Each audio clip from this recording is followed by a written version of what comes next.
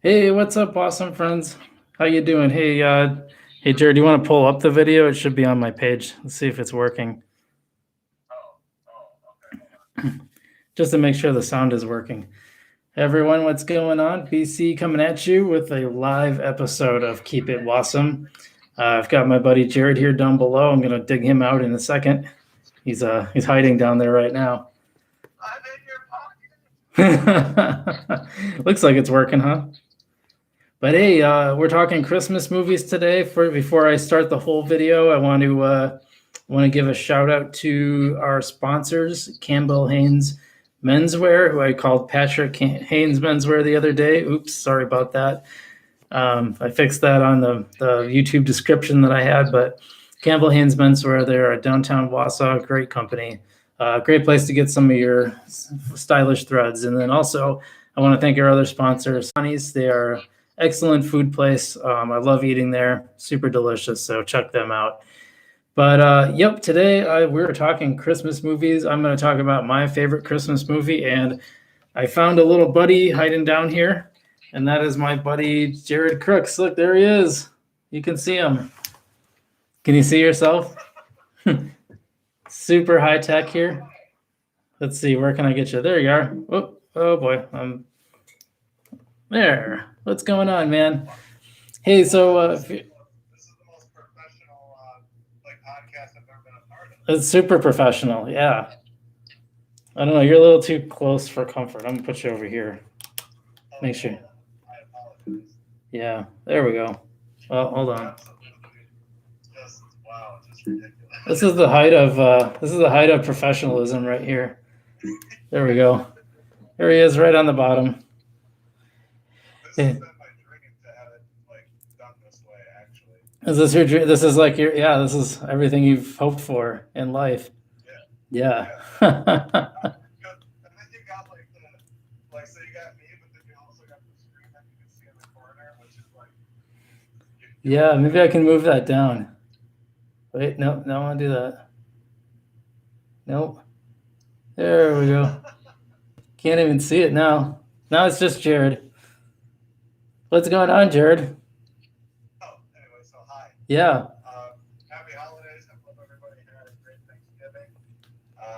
It was weird this year. It was a weird year for, to get all around, but Thanksgiving was strange too. Yeah, it was. Hey guys, if you're watching, make sure you comment below and let us know what your favorite Christmas movie is, and we will discuss it on the podcast. Or if you have any other questions or anything else you want to say, just go ahead and leave a comment for us. But in the meantime, let's see. Should I let you start, or should I start with my favorite? I think that you should start with your favorite. Okay. Well, I'm going to talk for a while, so good luck with that. But my all-time favorite what's that? I'm just gonna walk away. Just gonna walk away. Jared quit right in the middle of the podcast. So if you're just joining us, we found a super high-tech solution to our problem that you can see here. I've got Jared on my iPhone. I pulled him up from the floor, so here he is. When we were talking Christmas movies, leave your favorite Christmas movie or leave us a post. But I'm going to talk about Christmas Vacation because, in my opinion, it's hands down the very best Christmas movie of all time. It's the one movie that I can watch yearly and not get sick of it. I almost got sick of it last year. I might have even taken a break. I'm not sure. I actually don't remember if I watched it last year or I just watched a bunch of clips. But so many great lines. One of the things I really like about this, I'm just bringing up, I got IMDb pulled up to help me out with some stuff here. And yeah. And so, one of my favorites, one of the things that's amazing about this movie is that it's just had such a star-studded cast. You got John Galecki, you got Juliette Lewis, Chevy Chase. Obviously, he was at the height of his success at the time. And a little fun trivia fact for you, Jared. Apparently, Chevy Chase was so difficult to work with that the first director of Christmas Vacation refused to complete the film. He'd only done like a couple. I think it's known across the industry that he is not like that. That's been one of my theories. I should probably read that. I bet other people have had that theory too, but I actually do have a theory that he's the bad guy of the film. If you look at it, he's kind of the one like he's trying to have this great Christmas, but in doing so, he's like freaking out and kind of ruining everything. That's kind of like a bride type of way, the perfect wedding, right? Yeah, he was kind of like the Bridezilla of Christmas movies. Yeah, right. So what's cool about so what's interesting about that is that he apparently was so awful that this director wouldn't work with him. The director had only done a couple of shots, so it wasn't like he had a huge, he didn't have a lot of time into it yet. But apparently they gave him Home Alone as consolation, so that director ended up directing Home Alone instead. Wait, is that so? Well, who directed Home Alone then? Was that the guy who did the Harry Potter films, or am I wrong with that? Because I thought it was a John Hughes production. Yeah. Right? Yeah, it was John Hughes. But John Hughes, did he direct Home Alone? Let's see, it was I'm wondering now. it was Chris Columbus. Okay, Chris Columbus, yeah, he's the guy that directed like the good portion of the Harry Potter film. He does a lot of family. Okay, that makes sense to me. Yeah. Cool. Which, by the way, I don't want to give it away, but one of my favorite Christmas movies is Home Alone, so I'll be talking about that one.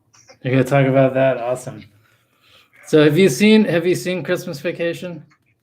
Yes, I have. Have you seen it a lot of times? A lot of times, no. But I would, okay, a lot of times all the way through, no. A lot of times have I seen chunks of it? Yeah, it's unavoidable. It's unavoidable, yeah. Yeah. No, some of the best lines in film are from that movie, I think. Some of the most memorable ones. I mean, it's the one film that I can quote to my mother and she'll know where the quote is from. Like I can't really do that. She doesn't get them otherwise. But for some reason she always gets the Christmas Vacation references. Well, because the Christmas movies are kind of like timeless. If you have like a great holiday film, like it's timeless, man. It'll last forever and it will play like every Christmas if it's good.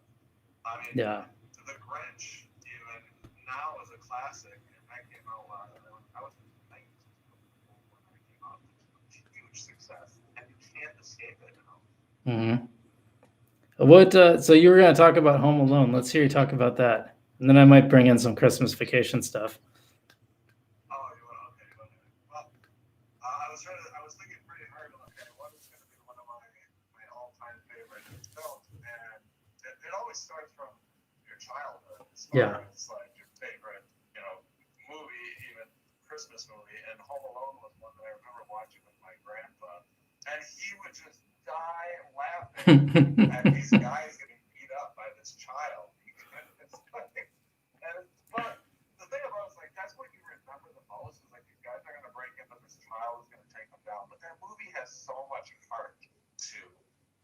It really does. I mean, and the transformation that this kid goes through, and like at the end, really understanding that family is important. Because at the end, he's so, I just wish that you would all just go away. And he's like so happy. He's like, I made my family disappear, right? Yeah. And he really like misses his family, and I think that's the thing that I almost miss about some of the bigger budget Christmas films. I don't know if like that is like the thing that's really coming up as much as it used to, but family is so important. And Yeah. that movie, I mean, even though you remember the bad guy getting beat up, and by the way, those bad guys would never survive the beating that they took from their No. from the torch, like burning his hair off, slipping on the ice and falling down the steps. And the second one was even worse when they're throwing bricks at this. Right. Well, I mean, can we back up and talk about should he miss his family? I mean, is this like the worst family in the history of families? Like they completely forget one of their kids, and they get all the way onto a plane before they're like, oh yeah. Well, and I think that they set it up well. I would say yes. That's man, that's pretty awful. They do it twice. Yeah, twice. By the time you get to the second one, they screwed it up again. But the way that they did it, it worked so well because they didn't want to make it seem like the family is just so unforgivable. And they did that head count to make sure they had everybody. But there was that neighbor kid that sneaked in there, you know, wearing like something that was similar to Macaulay Culkin's character. And so they're doing the head count. So they think they have everybody, but they wake up late, right? So they wake up late, and that's why they're so frantic trying to get everything together that they just forget their child. So that was set up really well. So I don't think they were trying to make it seem like these parents were complete, you know, like awful parents. Yeah, weren't they all kind of like awful to him before they left, though? They were, yeah. Like all of them. The night before, like everyone was treating them like complete utter crap. Mm-hmm. Which is not uncommon, I guess, for certain families to do that. Well, you know, I get that they have this gigantic family, and I think, you know, I don't know if you see a lot of those today. There's not a lot of people who have big families anymore. They're mostly small families, but still, you know, once they got to like the second movie, you would think, knowing that they had forgotten him once, that there's no way they would forget him again. Yeah, and that's why I have to like say the first one, you know, is one of my favorites because I can't start like bringing in like by the time I got to the second one, it takes away from the first one. I have to be like, no, I have to look at this like a standalone movie. Yeah, that's fair. They made so many Home Alone movies, and they made a third one with a different kid. And I don't even know they might have made 5 of them, and they're all like the second one is okay. I mean, okay, the second one works, but like they started getting this ridiculous. They're like the Land Before Time movies where they just keep making them. They don't stop. Yeah, there's like 100 of them. I know. I heard that those sold really well in Japan and other Asian markets for some reason. That's why they keep making them. Oh, is that right? Yeah. I watched them. I've seen, remember any of the other ones. The first one I do remember, and I did like it as a child. Mm-hmm. But it's not one that I go back to very often. No, I haven't seen that in forever. I would say I would watch Bible before I would watch Land Before Time. So let me ask you this. What do you think makes a movie watchable over and over again? Like, I've been trying to think about why there's some movies I'll see once and never want to see again. Even if I liked it, you know, I think comedies, one thing I'll say is I think comedies tend to lend themselves more to rewatchability, which seems strange because once you got the joke, you would think that you might not want to see it again. But there's something about that repetition, about, you know, that it's almost like you anticipate those lines. You just want to hear them again, even though you can probably recite them in your head. I don't know. What do you think? I think it's how easy they are to digest. You know, there's some films that I absolutely love. The one that I'm going to use as an example is called Prisoners. I think that movie is great. I've watched it one time because I can't really bring myself to watch it again because it was so hard to watch. Oh yeah. It was so good. So good. The comedy is very easy to do. Pretty good too. The jokes, the punchline. And the characters are kind of zany. So you like reading those characters because they just make you laugh and make you feel good, especially if they're films from your childhood. There's that nostalgia to them. I think that's really what it comes down. I watched a movie last night, a Christmas movie last night, and I was like, well, what? I wanted to revisit this one. It was awful. It was called Home for Christmas with Jonathan Taylor Thomas. Awful. It was just like, oh my god. I remember watching it when it was 1992. I'm just like, this is not good. This is not good. It was just too cheesy. I know that the message was not like the transformation that this kid goes through, or you know, his character arc. It was just lazy. And I think that's the reason that with Home Alone, the character arc, it really does build over time, and they take the time to have these moments where you can kind of tell that missing his family, and it's not just like at the end all of a sudden he does. There's Yeah. little moments where it indicates that he's starting to feel a certain way, he's starting to feel a little bit different. And the mother too. The mother too, like, kind of has this little arc that happens with her. But then, of course, like you said, by the second one, it's like out the window. We're not going to talk about that. Yeah, I think we could say that. I think you could say that you can make a good case for Christmas Vacation doing that too, except it's more like it's more like the tension builds and builds and builds, and then finally at the end he kind of figures out that he was being a douche. Well, and then for Christmas Vacation, I mean, it was what was the thing that put it over the top was like the bonus, right? This Christmas bonus. Yeah. Yeah, he like flips out. I mean, that's like a classic scene where he's he's just he opens the check, and Uncle Eddie has that great line. He was like, "That's the gift that keeps on giving, Clark, the whole year." And then and then he has that scene where he's just rattling off that minute long slew of insults. And so I read, even though it was improv, each of the cast members that were in the scene, well, they weren't in the scene, you couldn't see them, but they were they were all standing across from them, and they had signs that they were wearing that had one word. So like each cast member had a word. So if he got stuck, he could look at the person and add that one. So he kind of ad-libbed it. I mean, he did ad-lib it, but he had like some assistance. Well, that's a good way to do it, because there was a lot of verbiage in that. Yeah, it was pretty impressive. I mean, I think everyone watching at the time was like, "Wow," because it wasn't like it was multiple takes. I mean, it was like one solid take. Yeah, that is impressive. I mean, I think I don't even know if you could memorize like that, because it was improvised and thrown together. That when you have that many words, it'd be hard to like memorize like a pattern like that. But he did it with such he did it so well that there was a really. You know what? The scene I really like that I think doesn't really get a lot of attention, because I don't think it maybe is not that significant in the film, but really, something I really noticed upon subsequent watching is there's the scene when when all the relatives come over. So like before the scene, there's it's all quiet, no one's really making any noise, it's really kind of serene. And like the doorbell rings, they open the door, and everyone comes in, and it's like this chaos. And like that's like, that's one of those things that happens in life when you have relatives over, and all of a sudden they all kind of barge in, and like it's like the chaos starts. And you don't see that reflected in film a lot. Like it's this little family moment that just wouldn't ordinarily pop up in film, I think.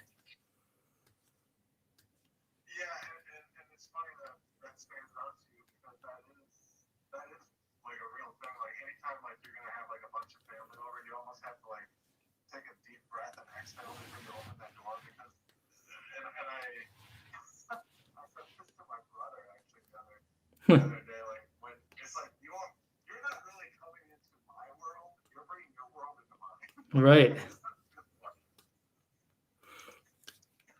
I think there's a lot of little moments in Christmas Vacation that are like that. And I just think it's super interesting.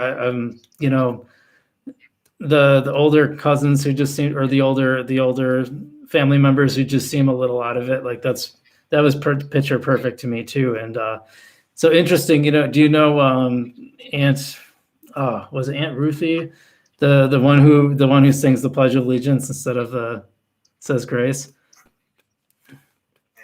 So fun fact, that was her. So the actress was Mae Questel, and that was her very last movie. She started her film career in 1930, and this film came out in 1989. And she was the voice of Betty Boop. Really? Yeah. Okay. Yeah, I didn't know that. I thought that was a little fun fact. I almost kind of wish I would have watched Christmas Vacation before we had that, because it's not very fresh in my brain right now. Mm-hmm. I do remember that scene, and I remember little pieces of that movie, but I kind of wish that I would have revisited that quick. So Yeah. Oh yeah. Hey, by the way, folks, if you're by the way, folks, if you're just joining us, go ahead. We're talking Christmas movies with Jarrod Crooks. Should probably get your name right, huh? No, that's okay. You can tell the professionalism of this podcast because I have him on video on my phone. This is how I brought him in. But tell us well, we lost the viewers, so bye bye. No, We had like 2 for a second. Oh wait, someone's back. So yeah, tell us your favorite Christmas movie in the comments. Leave it in the live chat, and we'll talk about it on air. Promise. So yes, we need more to talk about. well, we can talk about. We can go ahead and talk about. Oh, here we go. Turn up the phone. Yeah, I can turn up the phone. Oh, is it? Yeah. Maybe they can't hear me. There's about as loud as it's gonna go. Oh, there you go. Is that better? Yeah. Erin, what's your favorite Christmas movie? Let's see if she leaves it in the chat. We can talk about Die Hard too while we wait for Erin to tell us her favorite Christmas movie, assuming she will. So you know, Is it a holiday film? yeah, there's the debate, right? I think it is. It takes place over Christmas. It's part of it's a different culture because it's part of like the company Christmas culture. You know, and it also becomes an action film, but I would argue that it is a Christmas film. Well, and it has that family element too, where he's going to see like his wife. He wanted to see did he want to see his kids? Like it was something like that. He was going home for something. Yeah. Yeah, no, he was supposed to come back. He was supposed to come back to his family, but I think they were divorced. But yeah, he was going to see the kids and see his ex-wife. And I think he was hoping for some kind of reunion. Yeah. And then the second Die Hard also took place during Christmas, right? But it's And I don't even remember the second Die Hard. it was like the same Die Hard movie, but it took place at an airport. I think that's how that worked. So Aaron says Muppet Christmas Carol is one. Also Elf.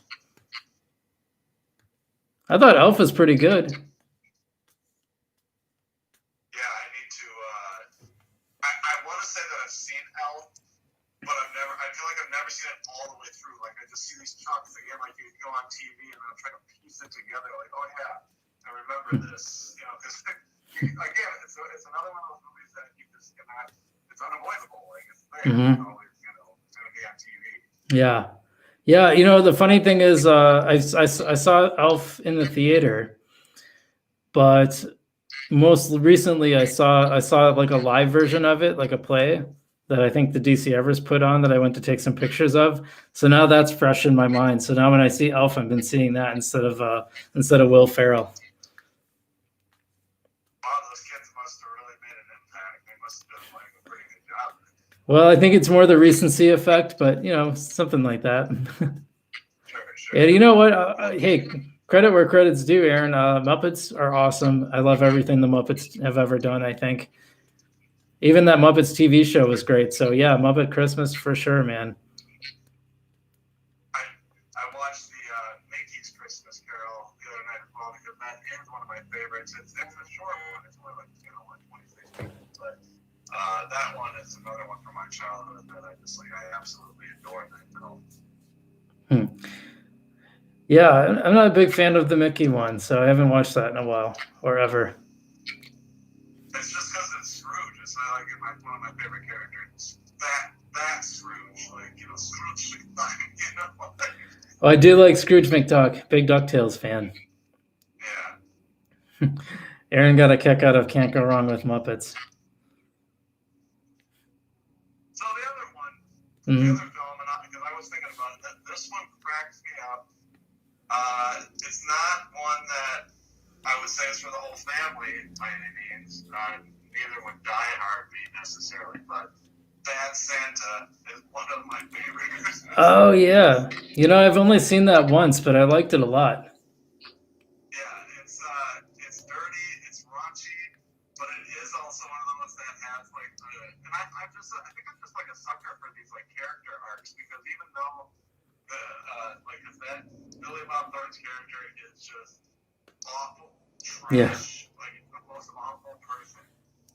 You know, that's funny because I always thought that was like a projection of me in the future. So thanks. That's what you thought you were going to be. Like, that was going to be you. I mean, you know, I'm kind of headed in that direction. I live alone. I'm pretty cranky. And then during the holidays, you just dress up as Santa to steal stuff from the mall or whatever. Well, you know, the problem is we don't have a mall that's worthy of having things stolen from it. So I'd have to I have to move to a new place where there's a big enough mall with enough stores in it that's not on its way out to pull that off. The Wausome Mall is just, Santa Yeah. is just not going to bring any life to that place anymore. Yeah, frankly, the mall is, we should talk about that because, like, the mall, I mean, that's a big part of your Christmas experience, I think, if you lived in Wausau, right? Like, at some point you were going to go to the mall, even if you didn't necessarily buy anything there. I always remember, like, the almond tree because it would only show up during Christmas. So once you smelled that smell, that was like a Christmas smell. Yeah, it's kind of sad. Those are the things that, I mean, the Wausau Mall, like, I think that opened right at the shortly after I was born. I mean, you probably would remember when it opened before that I would, but it was a huge success. Mm-hmm. People, it was like always busy. I remember as a child, always busy. I remember walking past the toy store and they had that little like display thing out there where the little robot like dogs would like chase each other, and that was just like, oh man, what a wonderful time. And you go there now, even during the holidays, it's kind of dead. Yeah. Like it's just it's always dead. It doesn't pick up. No, I remember even like the early 2000s when I had some jobs at the mall. I remember like the Black Friday was like a huge deal. I mean, it would be swamped really early in the morning. And I just don't think that happens anymore. Well, there's so many of those storefronts, they're closed. I remember we used to have, there was two like kind of like CD media type stores. Yeah. Camelot Music, is that what that one called? Yeah, Camelot and Record Town. Record Town, yeah. Mm-hmm. And then they were both on the opposite end of each other. I would go there all the time as well. Right. Then we had the bookstore, the toy store, and none of those exist anymore. No, I mean, there was so many stores in the mall, and it was like, at some point your parents would take you there for whatever reason, and you go hang out at KB Toys, or you go look at the records at Record Town, or you'd hang out in Walden Books. I mean, man, how much time did I spend looking at like the Dungeons and Dragons books at Walden Books? Like I spent so much time in that, and then you'd like bring, hopefully you bring like a pen and paper so you could write some stuff down for Christmas maybe, but yeah, I don't know. Sometimes I think about a Yankee bookstore and like how that, it would be absolutely sad if like they couldn't survive, but I'm surprised in a way that they're still open. Well, it seems like people have really started gravitating towards local stores. So you see that more where people are coming to, like all the stores around the mall actually were doing quite well before the COVID pandemic. But the mall didn't need COVID to kill it. It was on its way out already. And now it's going to be gone. Like, so I think it opened in 8. Oh yeah. It's done. Yeah, it's gonna. Yeah, the demolition is supposed to happen second quarter of next year, and they're gonna make it into like apartments and some small retail. They're gonna kind of break it up into small. Are the stores still open there, or are they gone? No, there's still stores, but most of the leases are up in January, and they're not renewing any leases. They're going to be redeveloping it, so it's like a matter of time. So it's gonna be emptying out more and more. That game store is already out. I think I heard UFTA is going to be leaving soon. A lot of them are going to probably go to like different areas, either in downtown or like Rib Mountain or maybe Weston. But some are probably going to like close up and never come back. Remember when they were going to have the old Sears was going to be like the movie theater, and Yep. that didn't happen. Nope. You know what that was too? It was arguments over the space between the mall and Sears. Like there was some disagreement about where it would be cut or something like that. It was something really stupid that they got into an argument about, and that's what killed it. Well, my understanding is the argument was about the beams. The beams that were in there, like, oh, we can't do anything with these beams. It was something like that. It was like I think the theater people wanted it to be like separated from the mall, and the mall people wanted it to stay attached or something like that. There was something about how they were going to pull that off that's what caused it. So I don't know. See, if they would have just opened the theater and played nothing but Christmas movies all year round, I think that they could have had a great success. Yeah, I mean, I think that was the key element that they just ignored in that project. Yeah, Christmas Vacation on one screen all year, every day. Yeah. Oh man. So, do you have a film that you watch every Christmas? No, I wouldn't say that I have a film that's like a go-to, or it's like, I mean, if there was, I mean, I guess, you know, you could do like the Home Alone or whatever, that Santa or Jingle away, it's like fun candy, you know, That's my toy. yeah. Well, I mean, that's like, nothing quite like seeing Arnold Schwarzenegger punch a reindeer. Yeah. Well, I love how when he was dressed up as a superhero that his wife didn't recognize him. I'm like, yeah, because there's like 280 pound built bodybuilders walking around all over the place, like, and she's like, Jarrod or whatever his name was. I'm like, yeah, really, you didn't know it was him? Well, yeah, then he had like the voice thing that was supposed to like change his voice, but it still sounded just like Arnold. Yeah, it was kind of funny because yeah. Yeah, I love the little fights that he was in with people to try to get this toy. It's like he's not gonna win every one of those. They tried to play Arnold off like he was just like a normal like dad. Yeah, right. Was really the neighbor character. I forget the actor's name. He had passed on, sadly, from his wife killing him. But do you? The SNL guy. Oh, Hartman? Yeah, right, Yeah. So he played like the Phil Hartman. Yeah, right, Phil Hartman. Yeah, great actor, and just funny. It's really funny. And he played. That's the kind of like you would think that the Arnold character would be kind of more like that, just an everyday guy, but like Yeah. it's so hard to get that out of our head that it's Arnold. Oh yeah, it's impossible. Well, do you think he's aware of how ridiculous he looks when he's like in these roles? I mean, you can't watch it because like if you're watching at home, like you can't watch this and not just think it's the most ridiculous thing. Is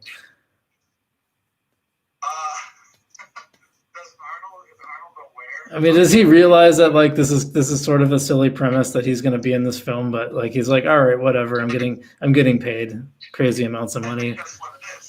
Yeah. If I'm Arnold, right? If I'm going to say, all right, Arnold, we have this offer to do this Christmas movie. It's silly. It's goofy. Kids are going to love it. Because I mean, I don't hate it. Regardless if he's so aware of that, like I don't hate it. It's cool. Get paid. I don't care. It's funny too. I mean, I enjoy it. It is funny, and I think that's the sell. I mean, it's just like, Arnold, we need to start doing transition. You're getting a little bit older. You've done big action movies, but like we want to kind of like have stuff for the kids too, so that your legacy can last. It's an easy sell. It's just like, and it's like it's not going to be, the schedule will not be nearly as tough. And Arnold is like, yeah, I need to do something for the kids. I felt like he was kind of trying to do a serious role though. Like there's parts where some of the dialogue, it was like he was trying to be witty. Well, I mean, I know he doesn't write the dialogue, but he must have been aware that like he didn't sound as serious as he probably thought he did. And hey, I say this, I love Arnold. Like I think he's great.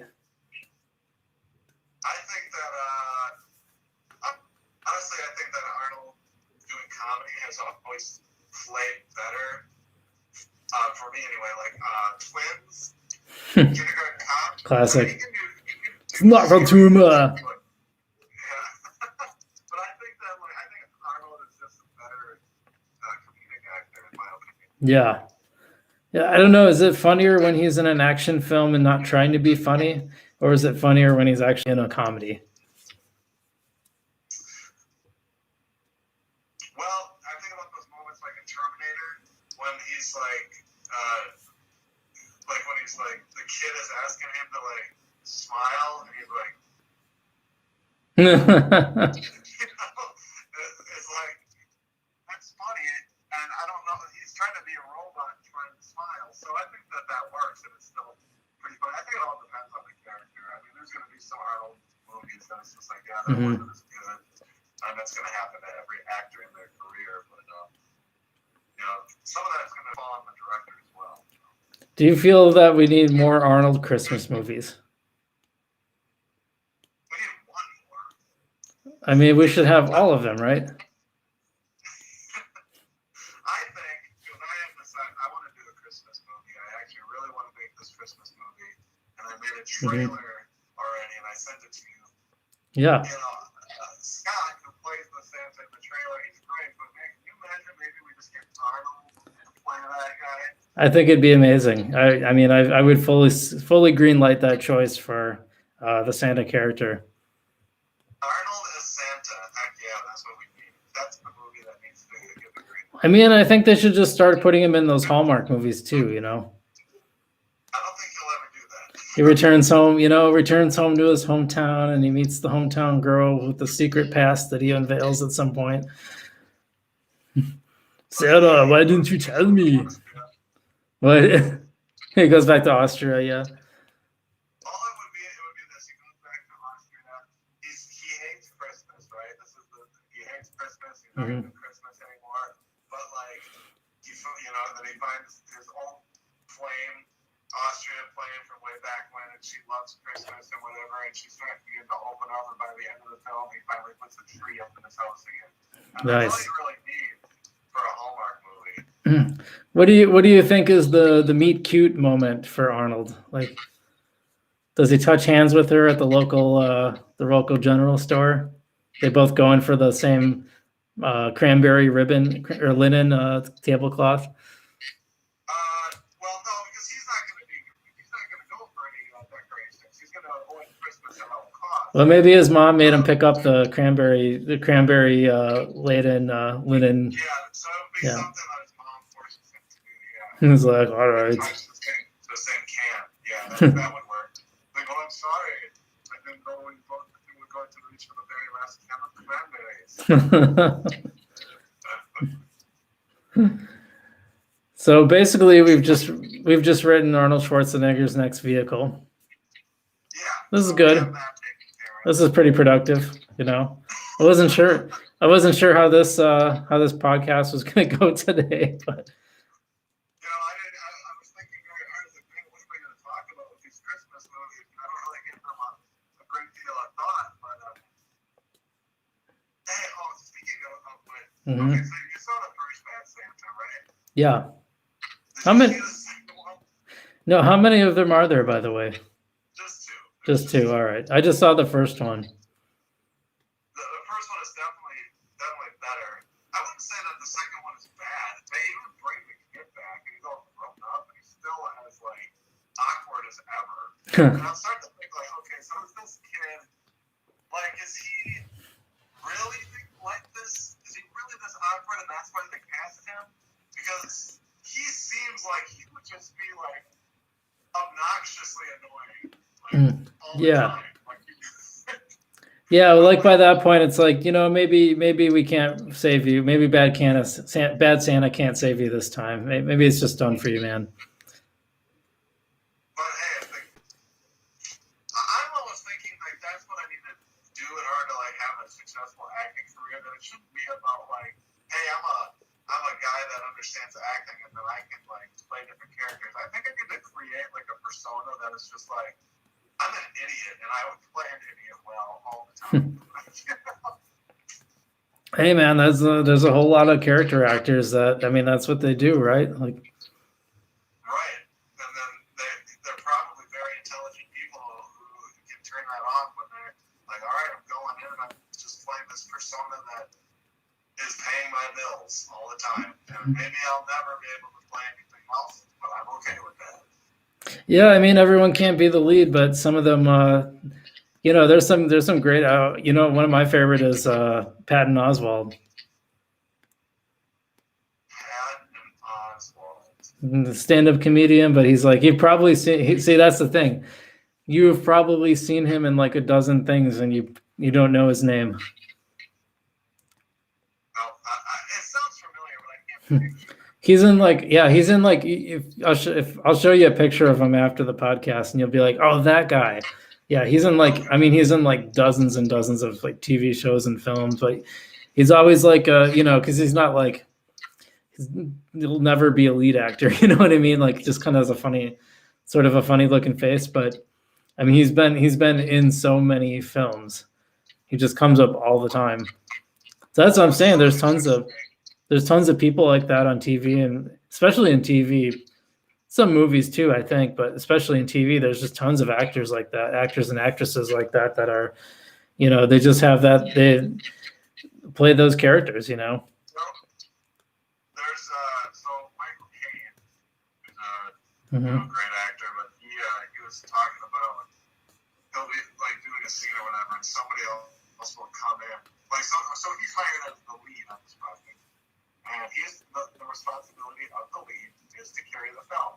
You know, they have that responsibility to make sure that people understand like what's going on. I mean, but they'll say like, a different actor will come in, and I don't know, he was saying maybe it was the second AD or somebody, I don't know, but it's like, wow, that actor like stole that scene, man. He just stole that scene from you. He did so good. And he was like, how does that make you feel? And it's just like, great. That's one scene that I don't have to be responsible for. Right.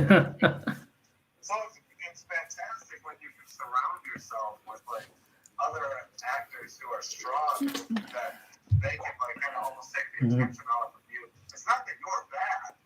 It's just like that is so much pressure to make sure that every scene is like good and that it's entertaining. That your representation of the scene is almost like, you know, coming across on screen. So yeah, it's a lot of pressure. So yeah, it's always nice when you have somebody that can come in and steal the scene from you. Right? I don't have to worry about that. Yeah. Do you think that can backfire though? What about Steve Carell and Jim Carrey? Well, see, you mean like in Yes Man? Yes, man. Yep. I thought that was fine because it's like, yeah, that scene.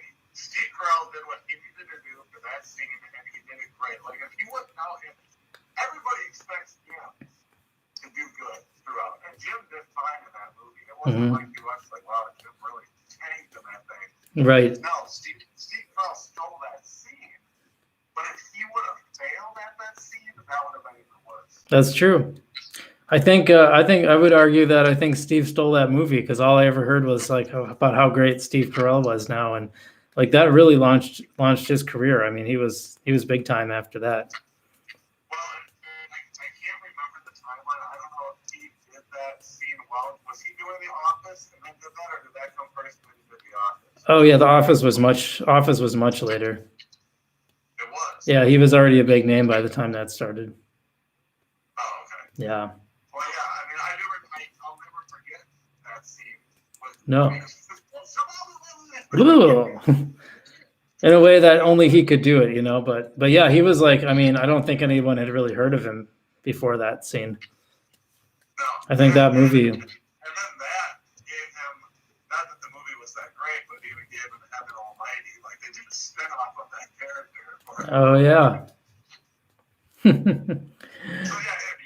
if you can steal a scene and do it that well, you can have a career. True. Well, listen, man, this has been like the worst podcast of all my podcasts. I mean, my voice is scratchy, and you know, I think we had a good conversation though. So that's good. But I wanted to ask you, like what Christmas movies are you going to watch this year that you haven't already? I think I want to check out. There's that one on Netflix with Kurt Russell playing Santa, the Christmas Chronicles, maybe it's called. I don't even remember, but I think I want to check that one out. Cool. Do you have any movies? Another one that's really good. I can't remember the name that well. It just came on Netflix. It's called Jingle, A Christmas Journey.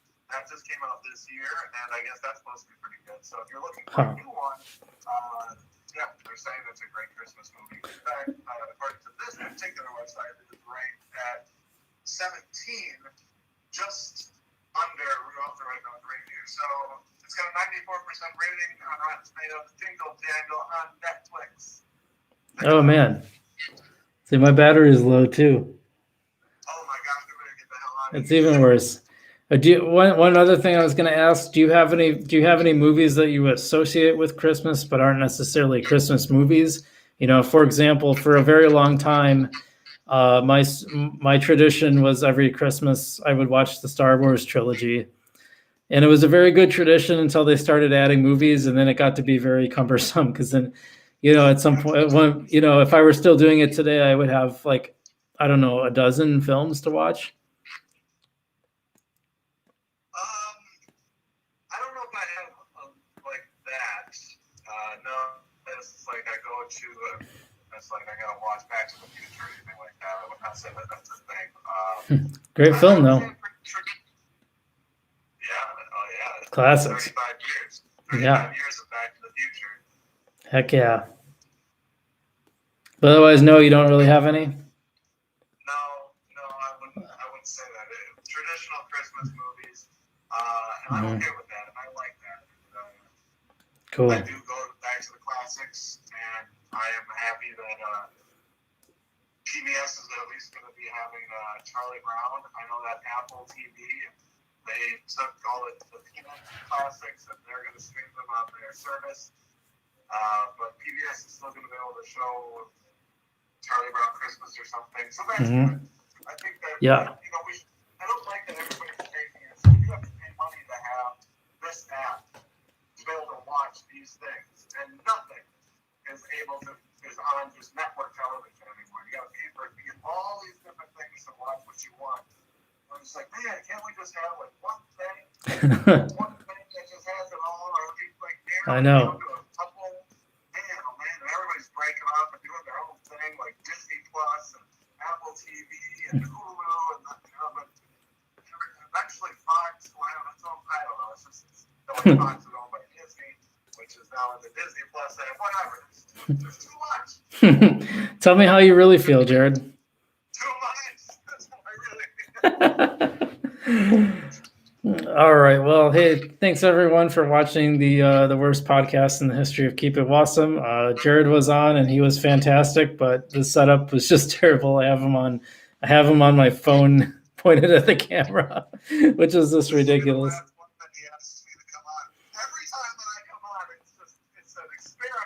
Yeah, it's like I bring you on when I know things are going to be chaos. I think that's because you. And he slams the decorative holiday hat. I don't even want it to be jolly anymore. He's retracting his jolliness. Man, I feel bad now. I feel like I have to bring you on a good podcast. Yeah, just one time. It was a good. We're gonna hang out in person one time and do this. But I do thank you for bringing me on. And, yeah, it was a lot of. It was a lot of fun, you know, looking back on it, you know, maybe I should have just did it like a normal podcast and, you know, did the video and posted thing, but I wanted to do a YouTube live and I didn't realize until the last minute that this was the only way to bring someone on without either spending a lot of money or trying to figure out some really complicated software. It seems like they should just have a thing where you can do it on Instagram. You can bring someone else into your stream, your live thing. So I don't know why YouTube doesn't let someone else with the YouTube channel come in. It's just kind of silly. Does Keep It Wausome have a Instagram? No. I mean, I do, but. What are you doing? Well, yeah, you know, I mean, you don't have any, like, I still want it to be on YouTube. I'm just saying, like, Instagram has this option. Why doesn't YouTube? It's kind of silly. I wonder if he'll. Instagram is owned by Facebook and YouTube is owned by Google. Yeah. I wonder if it's possible on Facebook. On Facebook Live, do you think that's possible? I think it maybe would have been. Maybe. Well, whatever. I'm going to sign off. Jarrod, hey, thanks for being on and putting up with my nonsense and my crazy weird setup here. I think a lot of people would have just been like, dude, what are you doing? I'm just not doing this. But Jared's like, I'm game, dude. I'll do it. You're a trooper, man. And, peace and love and enjoy the Christmas holiday season. Hope you get to see the peanuts and everything. And, I'll shake my fist at all those darn streaming services and tell them to get off my lawn for you. So. Yeah, do that for me. All right, you have yourself a Merry Christmas. All right, you too. I'm ending the stream now. Ending the stream.